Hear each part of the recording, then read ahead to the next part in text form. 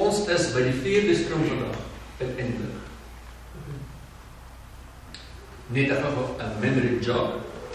Ons besig om te praat van hoe behoort die kerk te lyk as die geestelike wêreld in die realiteit is. Wat is die kerk se reaksie daarop? En weer een het gesê, disipelskap is jou daaglikse loop saam met God. 'n intieme verhouding met hom wat meer is as net 'n klomp morele beginsels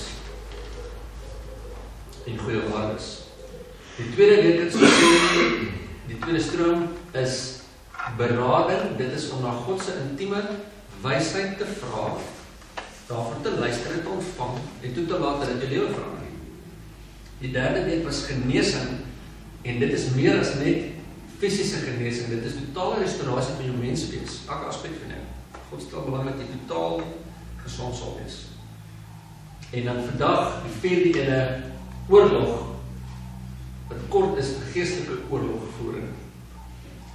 En dit is net ons geveg teen die koninkryk van Satan, wat daarop uit is om ons te verwoes, sê oor.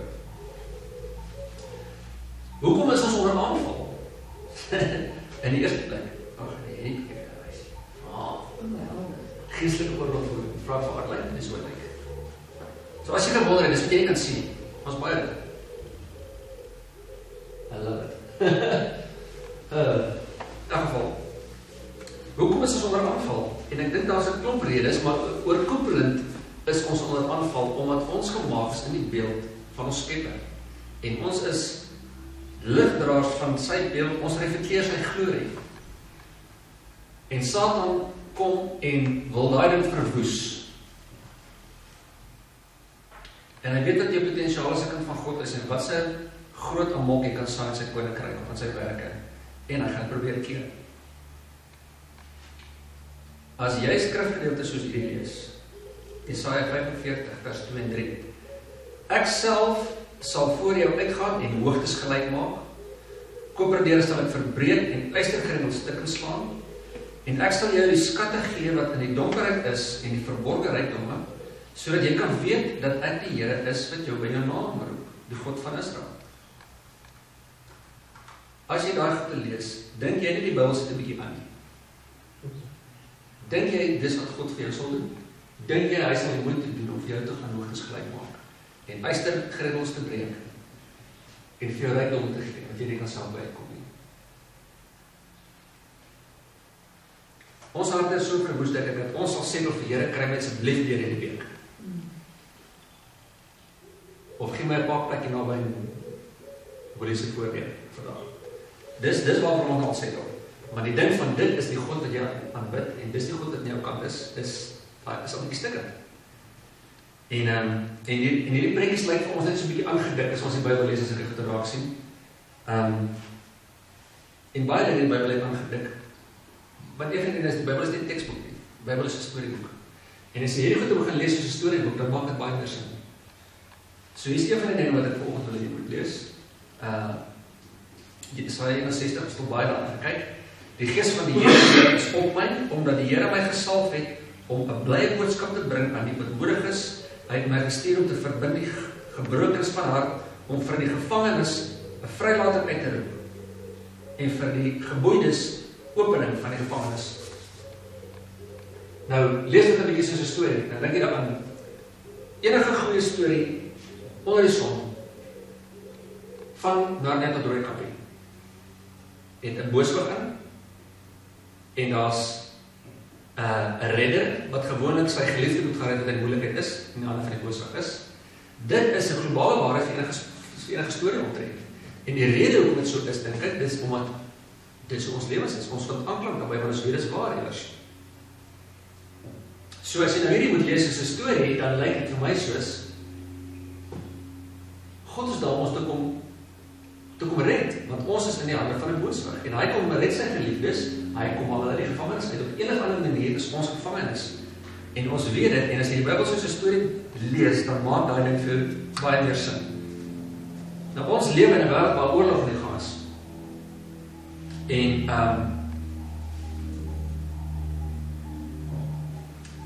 Openbaring 12 vers 9, en die groot draak is neergewerp, die ou slang wat genoem word duiwel en Satan, wat die hele wêreld verlei. Hy is neergewerk op die aarde en sy engele is saam met hom neergewerk. So, Satan as 'n trabant verloor die stryd en hulle is uitgesmy aarde toe. Dis wat hulle hier soek. So hier is hier rond duisende op miljoene, jy weet, gevalle engele en hulle is hier so. Ons kan dit nie sien nie, maar as uitgewerk aarde toe. En hoe voel Satan oor die saakie, maatjies?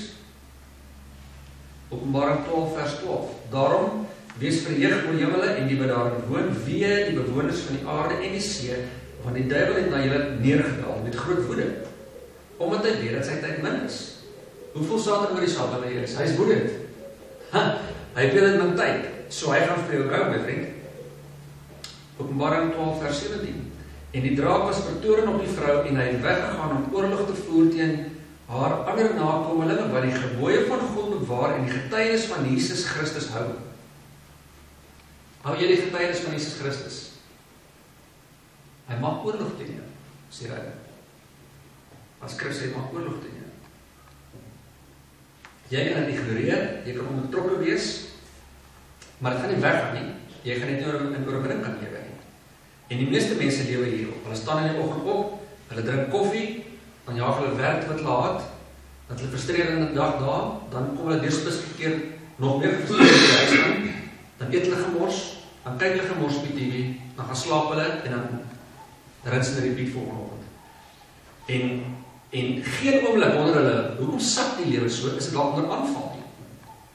Hulle dink nie die lewe sak, en wonder, maar waar is God dan nou, waar is die oorvloed lewe? Die ding van ek is onder aanval het nooit met opgekom nie. Om te lewe in die lewe wat Jesus van gepraat het, moet jy in al 4 strome lewe. Dis hoekom al 4 gedaas is. En dit is hoekom dit ons gemeente se fondamente is, of pilare wat ons noem op die website ek. Want dit is deel van wat ek glo, hoe ons sal lewe in die vryheid wat God vir ons gebring het. As hy sê, ek bring lewe in oorvloed, dan is dit hoe dit by ons uitkom. Die skaaf word betaal, dis daar. Maar ons moet 'n paar dinge van ons kant af doen. Ons is in 'n oorlog. Ons moet dit besef en daarmee deel. En om my kop om nie te lewe as dit 'n realiteit is, as dit daar nie 'n oorlog in die gang is nie, is so roekeloos soos jaag met 'n karkas op die fiets deur die Kreerbultuin. Dis gevaarlik. Dit gaan vir jou inhaal iewers. Die vryheid van ons harte gaan 'n geveg kos. Wat Satan probeer al steel. en die sterk is, sy aanval is subtiel. As Satan nou maar rondgeloop het met sy puntstertjie en sy horinkies op sy kop, dan was dit baie makliker om hom raak te sien. Maar ek doen as hy reël nie. Want deesdae pretty much as ek video's se covers kyk, dan lyk dit my hy doen en mense steur ons iets daar nie. Maar in beginsel en in Christene se lewe lyk hy nie so nie, soos bietjie moeiliker om hom raak te sien. Maar onthou net, Satan is reeds 'n verslaande vyand. Hy kan nie doen wat hy wil nie. Maar ek weer op een gebied wys waar hy 'n meester is, en dis lieg. Lieg. Johannes 8 vers 44. Julle het die duiwel as vader en die begeertes van julle vader wil julle doen. Hy was 'n mensemoordenaar van die begin af. En hy staan nie in die waarheid nie, omdat daar in hom geen waarheid is nie. Wanneer hy leentaal praat, praat hy uit sy eie, omdat hy 'n leenaar is en die vader daarvan. Dis wat Satan is by uitstek. Hy het daarmee begin in die tyd van Eden en hy het millennia's ondervinding in hierdie ding. Lieg op 'n manier om jou hart te mislei. En Jesus wat hy probeer doen is, hy probeer in jou 'n leuen voorhou sodat jy kan inkom. En dis wat ons gevang het, ons gaan bietjie nou dan kyk. Die quotasie van 'n diepseun met die naam van William Gurnall. The devil has more temptations than an actor has costumes on the stage. And one of his all-time favorite disguises is that of a lying spirit. To abuse your tender heart with the worst news he can deliver, that you do not really love Jesus Christ and that you are deceiving yourself. En hierdie is waar vir Christene die, as ek dink aan, julle was nog nie by ons met mense werk nie, maar 80% van die tyd kom dit uit op wat jy glo van jouself of hoe God jou net nie kan lief hê of hoe God net nie kan. As ek dink mense se groot struikelblok met vergifnis teen hulle self is, God kan moontlik nie my vergewe nie. Why? Hy kan net is te groot. Hy kan nie so lief nie. En dis mense wat Jesus ken en bely. Want is dit, hulle glo iewers 'n leuen oor hom. Hoe kan hulle dit reg? Of hoe gebeur dit? Want die duiwel is 'n meester lieger. Hy lieg elke dag vir ons oor wat gebeur. Dink aan, jy sê 'n paar voorbeelde. Pragtige meisie wat seksueel mishandel word sy klein is. Dit wat mooi is in 'n girl word vernietig. En sy word groot met daai ding en hulle sê sy is nie meer goed en die duiwel sê maar jy is nie so mooi as wat jy gedink het is jy. En sy word groot met daai ding en sy begin leef soos iemand wat nie glo sy is mooi nie. En dan 'n paar jaar later sy 30 kg begin trek onvlei klere aan. Want sy glo sy is mooi nie. Man met so roep op sy lewe begin 'n klein gemeentetjie. En toe hy klein was hy nou begin sukkel met selfbeeldprobleme van jy is nie goed genoeg nie. En sy gemeente sit om te groei goed en is 'n inkoop in die leen van jy is nie goed genoeg nie. Kyk as jy kan nie as 'n klein gemeentetjie met mekaar hou nie. Dan gaan hy later so begin optree. En sy gemeente gaan onderlei. Of sê maar 'n jong seun wat 'n moeilike geboorte het en daai klein tyd al leer hy die leen glo van die lewe is moeilik, jy gaan dit nie maak nie. Kyk wat so moeilik het jy vir maag gegee, maas amper dood. En jy word groot met hy ding. En elke ding in sy lewe wat moeilik gaan, bevestig jy leer van dit is moeilik. Jy gaan dit nie maak in die lewe nie. Dit is moeilik, jy gaan dit nie maak in die lewe nie. En die mens is lekker en hy kan nie liefde ontvang met liefdevolle ouers om uitstort nie. Kan dit nie ontvang nie. Want die lewe in sy kop is die lewe moeilik, hy is nie om te werk nie. Dit is als leuns wat mense inkoop. En my oorkoepelende gewaarwording afgelope 2 jaar, hulle is hoe ongelooflik, dit is nie die waarheid van. Dit het my gesettel in my kop, hoe ongelooflik Satan lieg. En hoe maklik mense sy leuns glo. En jy verstaan dit, want dit gebeur gewoonlik klein tyd. Maar dit is ongelooflik die verwoesting daarvan. En dit is natuurlijk nie net klein, ons koop nog elke dag in sy leuns en dan is ons nie oppas nie. Probeer jy vir 1 dag lang aan om te glo dat jou hartjie goed is eintlik, voordat dit kom mooi maak. En probeer positief deur 'n dag kom. Dan kom vrou kom bys en kom sê iets simpels. En jy vertel haar wie is wie. En dit was dom. Dit was nie 'n mooi ding om te doen nie. En Satan kom sê vir jou, jy is gewoonlik so dom, want jy op die agterkom. Jy is nie so krekkers wat jy gedink het nie. En jy dink 'n bietjie daaroor en dink, ek is nogal so sleg. En het verander van, ek het iets stupids gedoen, nou, ek is slegte man, jy sien oppas nie. En jy koop dit in die lewe. Soortgelyke dinge gaan die hele tyd aan, maar dit is subtiel, julle. Dit begin as 'n ongemaklike gevoel of 'n suggestie of 'n ding, en omdat dan nie 'n fisiese demoon voor jou staan nie, erken jy nie die geveg. So ons sluk die goede, en dan leef ons in die gevangenskap. En dis wat Jesus gesê het, ek kom aan jou uit daar, dis wat ek wil doen. Elke beweging wat jy in die rigting van God maak, of in die rigting van vryheid maak, gaan tegenstaan. Satan wil ons van jou wegvat, as jy nie geweet het nie. Hy het geen behoefte daar om jou gebless te sien, of gelukkig gesien of gesond te sien. Hy gaan jou probeer verwoes. Hy gaan jou gesondheid probeer verwoes. Hy gaan jou finansies probeer verwoes. Hy gaan die verhoudings tussen jou en jou kinders probeer verwoes. Hy gaan alles probeer verwoes, wat hy daar kan kry. Dis sy job. Hoort nie niks te wees nie.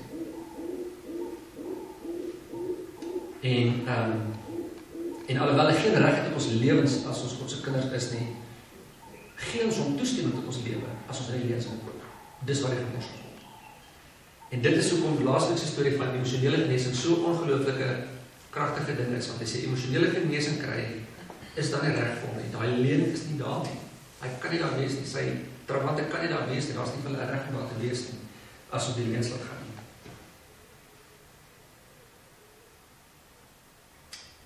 Hier is by die verstommende en die verstommende dinge.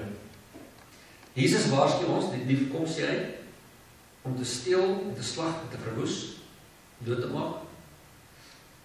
En dan lyk dit so in ons lewe en ons is kwaad vir God. Hy het vir ons gesê die dief kom dit en soos dit gebeur, is wat hy gesê het gaan gebeur. Ons moet weet wees. So as jy aangeval word, moet nie die leuen koop nie.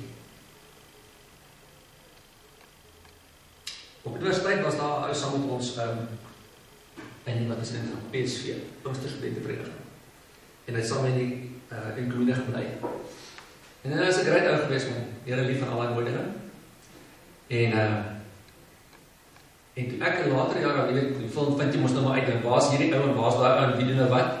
En dan sê nee, die ou is getroud met 'n Chinese girl, hy's nou 'n boeddhis. En ek, wow, hoe gebeur dit? En toe sit ek in terugdink aan die storie van sy lewe. Van op 3 jaar loop papa weg. En hy ervaar die verlating. Eerste maal in sy lewe. En later kry sy ma kanker. En hy is so oortuig dat God sê van gaan bid vir hom as hy gesond word. En hy gaan bid vir haar, sy gaan dood. En daai ding van verwerping is weer bevestig van, hier is God wil nie luister. En hy ontmoet ook in die tyd, is half teruggetrokke bloed gewees. En hy ontmoet 'n girl daar vir die eerste maal in sy lewe en hy's mal oor die girl. En sy saam met ons nie kerk, sy saam met ons dieselfde selfgroep en alles. En ongelukkig word sy swanger. Hy is sy beste vriend, wat saam met ons selfgroep is. Dis nogal verwerping met 'n hoofletter.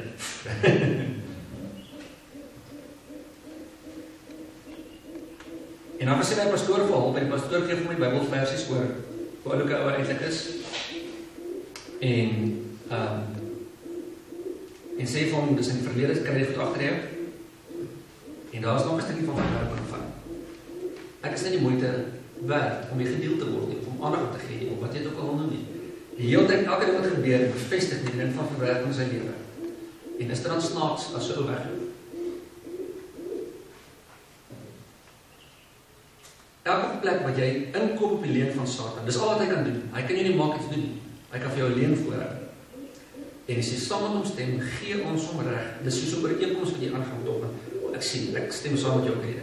Dit gee hom reg om daar te wees. En daar moet hom die hele tyd versterk as ons in die uitsorg.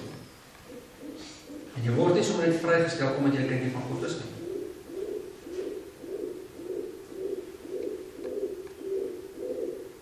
Word toornig en moenie sondig nie, laat die son nie ondergaan oor julle toorn nie, en gee aan die duiwel geen plek nie. Daar is 'n ding wat ons doen van ons moet dit lewe gebeur, jy word kwaad, nie probleem nie. Maar hy sê, moenie daar die son ondergaan oor daai kwaad nie. Sorg dit uit voor die son, jy gaan in die bed klim. Hoekom?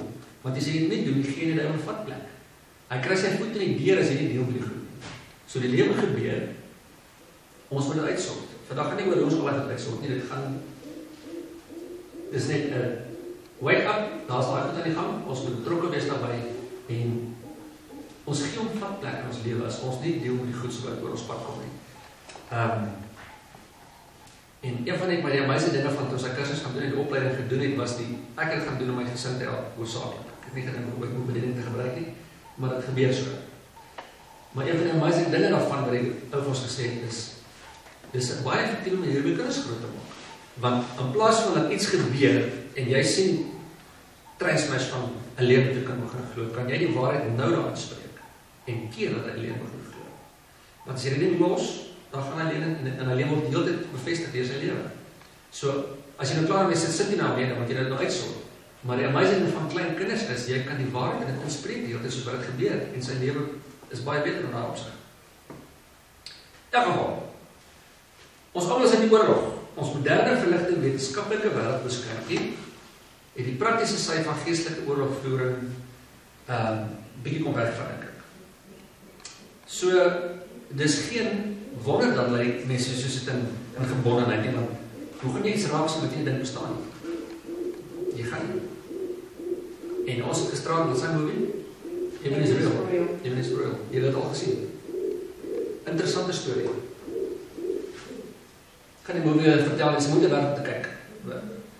En dit gaan kort oor 'n pastoorspaar in Nebraska, dink ek of iewers, wat hulle kind word dodelik siek. Hy gaan nie dood nie, maar hy gaan in 'n tyd dat hulle hom werk loop en was 'n saal. Ek dink hulle was 15 in die hospitaal. Gaan na hemel toe.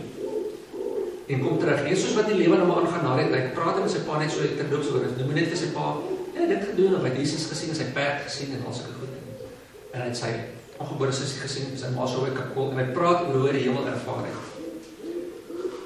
En dis nie die ding van die movie is, sy pa wat die pastoor is, wat stoel met hierdie van, wat maak ek met 'n kind, wat geestelike dinge sien of ervaar. En dit was 'n baie reël movie vir my, want ek het so baie dominee pastoorsvriende wat as daar geestelike wêreld is, great, is dit nie great, verander nie my verhouding met die Here nie. En dieselfde ding van daai, en hoe baie mense in die kerk het about doodgegaan, omdat hy begin praat het hieroor van, hulle voel uncomfortable daarmee. Dat jy kan nie praat oor hemel en hel nie, en sulke goede nie, want dis bietjie airy-fairy en het maak my so ongemaklik. En dit my net weer so dink aan hierdie ding van, as mense dit nie glo nie, hoe gaan hulle 'n geestelike stryd raak sien? Dit maak jy bietjie weer of wat is wonder? Kwesbaar. Dit maak jy kwesbaar as jy nie daarin glo nie, want jy kan dit nie sien nie. Ek kan vir julle baie stories vertel van Christene wat enig met 'n kerk is of 'n besigheid is. En iewers stop hierdie ding. Want hulle het nooit besef nog aan 'n geestelike oorlog wees in hierdie storie nie. En dan skryf dit af aan groeipyne of persoonlikheidsverskille of misverstande of whatever. Maar die storie pan nie uit nie. En dit het niks uitgemaak met daai goed nie. Daai goed is deel van 'n oorlog wat beklei word met iets probeer doen. So die subtiele leuen van Satan is, daar's nie oorlog nie. En baie mense sluk net daai ding en hulle kyk die ou storie mis. Dan is hier 'n baie ander interessante ding in die geestelike oorlogvoering. Julle 'n godsdienstige gees. Die Ou Testament praat op baie plekke van 'n term, Here God Almagtig. En wat dit beteken in Hebreëus, is half twee goede. Dit word baie keer gebruik in die plek van die Here van die leerskare. En dit beteken die God van die engele leermag en die God van die leermag wat vir sy mense veg. Dis wat die woord beteken. As dit sê, Here God Almagtig. So, wat ek wil hê, want jy, as jy in die Bybel weer lees van die Here Almagtig, die Here God Almagtig, die Here van die leerskare, wil ek weer met die prentjie in jou kop kry van dis wat dit is. Dis die Here van die leerskare wat veg vir sy mense. Dis die prentjie. So almagtig beteken nie net hy het die mag en die krag om iets te kan doen nie. Dit beteken hy staan met die swaard en die skild in sy hand en hy veg vir sy mense. Dis die verskil om te sê Jan die goeie ou wat in beheer is, of Jan die rekkie kruising tussen Chuck Norris en MacGyver. Dis 'n ander ou. Dis wat God is. Hy is aan ons kant, hy veg vir ons. En dis 'n aktiewe, hy veg vir ons. Sy swaard is in sy hande. En die godsdienstige taal maak dit ons prentjie van God as 'n kryger wat teken dat jy aangetast is. En godsdienstige taal maak dat die nuwe verbond nie raak gesien kan word, of nie so lekker lyk nie. Want so baie mense lewe nog onder die indruk van hoe sleg hulle is. Doen jy stupid goed? Ja. Ek spesialiseer in twak aan jou hulle. Maar in beginsel, God my reg maak. Ek skryf dit so. En party mense lewe in die ding van hoe bad hulle is, en dis selfbeeld van 'n geloofsbelijdenis, wat sy gemors hulle is. Toe Jesus op aarde was, het hy die meeste vasgesit. Godsdienstige mense. Dit was nog altyd die moeilikste vyand om raak te sien, want is 'n verskillende vyand. As nie teestanders nie, is net bedriegers. Dit is baie makliker om 'n ateïs raak te sien as om 'n ouderling raak te sien met 'n godsdienstige gees. Die Fariseërs en die godsdienstige ouens van al die eeue nog was monsterlike van Satan. Was nog altyd so godsdienstigheid. Satan kon die kerk nie stop nie. Dit begin met probeer Jesus doodmaak. Toe probeer hulle sy ministerie afmaak sonder net 'n ding deur godsdienstige mense. Hulle kom twak praat.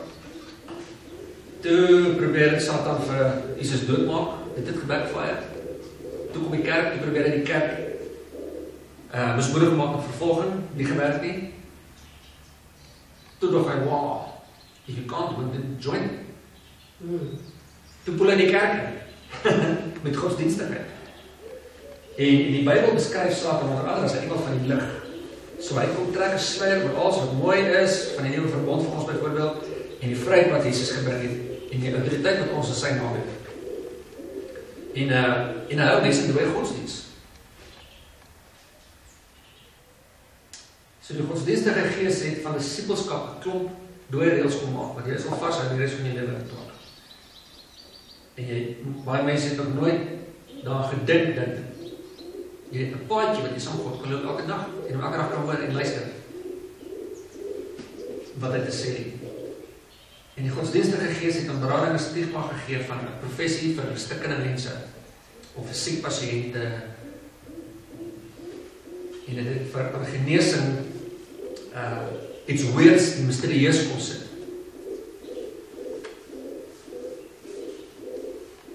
En net so maak die godsdienstigheid dat geestelike oorlogvoering 'n bespotting is, want dit het hierdie verre ding om het gebou, en die kerk weet nie hoe vestings af te breek wat daar is nie. Godsdienstigheid. So godsdienstigheid maak het omtrent onmoontlik vir 'n persoon om vry te kom van enige lens, bloot omdat het glo nie in 'n geestelike oorlog. Hoeveel mense ken jy vir wie geestelike oorlogvoering al van 'n normale deel van hulle lewe is? Ek moet nogal soek vir sulke mense vir my, wat ek en dit hoort normaal te wees. Dit is nie iets weirds nie, dit is nie iets snaaks nie. Ek dink baie van die keer as mense aan ons toe kom en hulle vra ons verkoop gratis doen oor aan bevryding nie, want ons doen 'n beginsel nie. Dit is my daar al kom saam met die genesing wat kom. Hulle verwag iets weirds. En ek verstaan dit, want toe ek net 'n vars Christen was, het ons een aand op 'n klop rookbillies aangekom met 'n sataniste, wat hulle Cabin kerkie. En dit was reël geweest, maar dit was nog ons soos die movies. Ons het nie van beter geweet nie. So ons het mekaar rondgehardloop en geskree, het geklink so sirkus. Nog steeds autoriteit gehad en nog steeds allerlei dinge gedoen, maar dit was wat woes. En die meeste mense se prentjie is net dit. Van iewers jaag mekaar rond en dit is vir wie dit is ook. Dis vir diep sataniste en ons met demoonbesete is. Die ding van daar's 'n geestelike oorlog, daar's 'n Satan, daar's leuns wat ons het inkoop, daar's 'n reg vir daai ding om wat te wees. En ons doen met hulle in autoriteit soos enige ding. Ek het autoriteit in my kind. Ek kom sê, loop by die deur uit, loop by die deur uit. Dis nie sirkus nie. So baie mense skop teen 'n ding, want geestelike of godsdienstigheid maak daarvan iets weirds. Want mense te veel gemors boeis kyk met 'n Bybel lees, bekyk. Persoonlik. Okay. Ons sing liedjies soos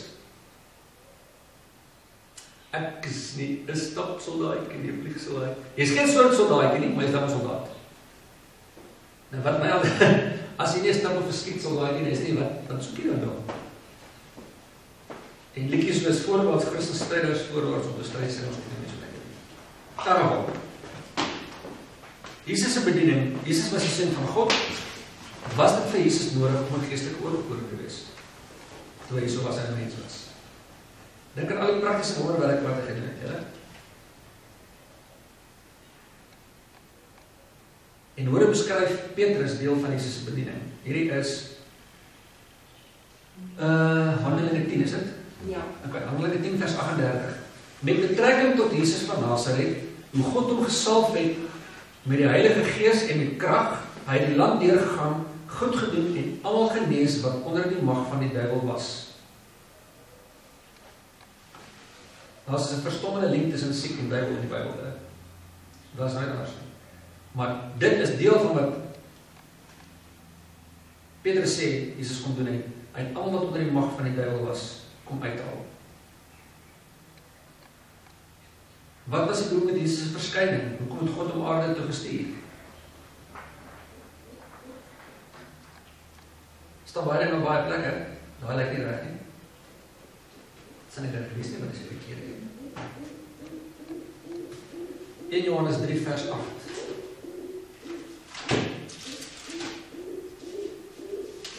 Johannes 3 vers 8.